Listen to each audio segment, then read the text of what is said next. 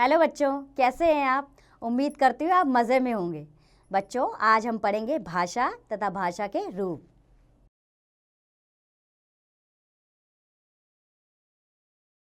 बच्चों, भाषा तथा भाषा के रूप को हम टीना और व्याकरण वृक्ष के बीच की बातचीत के जरिए जानते हैं। व्याकरण वृक्ष, क्या तुम कल विद्यालय गए थे? हाँ टीना, मैं कल विद्यालय गया था। बताओ क्या काम है? व्याकरण वृक्ष, मुझे कल कक्षा में कराया गया गृह कार्य करना है। क्या तुम मेरी मदद करोगे? हाँ बिल्कुल। तो देखा बच्चों आपने कि व्याकरण वृक्ष और टीना कितनी आसानी से अपनी बात एक दूसरे को बता रहे हैं। यह भाषा का ही रूप है जिसके द्वारा हम अपनी बात दूसरों तक पहुंचा सकते हैं और दूसरों की बात स्वयं जान सकते हैं। तो बच्चों, भाषा वह साधन है जिसके द्वारा हम अपनी बात दूसरों तक पहुंचा सकते हैं तथा दूसरों की बात स्वयं जान सकते हैं।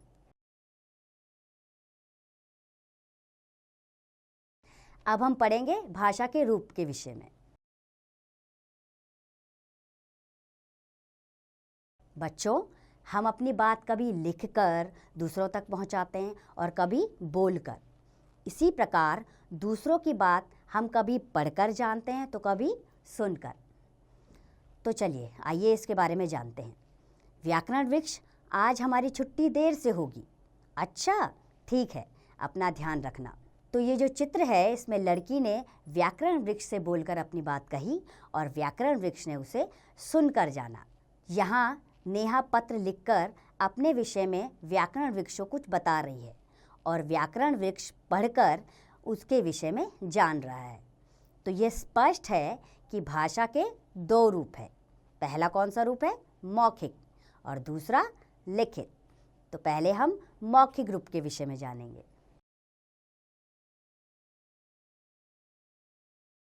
बोलकर अपनी बात कहना और सुनकर जानना भाषा का मौखिक रूप कहलाता है। अब लिखित रूप क्या होता है इसके बारे में जानते हैं। लिखकर अपनी बात कहना और पढ़कर जानना भाषा का लिखित रूप कहलाता है।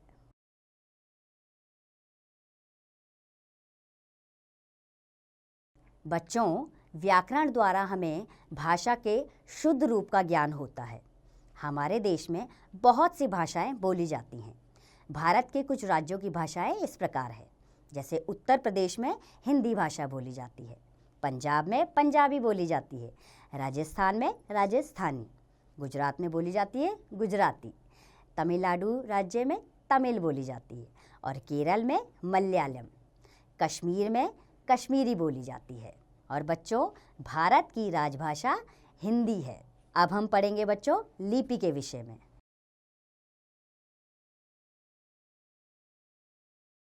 भाषा को लिखने का ढंग लिपि कहलाता है। प्रत्येक भाषा की अपनी लिपि होती है। जैसे हिंदी भाषा की लिपि देवनागरी है, अंग्रेजी भाषा की रोमन, पंजाबी की गुरुमुखी और उर्दू की फारसी।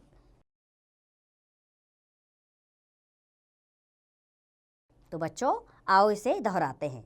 भाषा वह साधन है जिसके द्वारा हम अपनी बात दूसरों तक पहुंचाते हैं और दूसरों की बात स्वयं जान सकते हैं।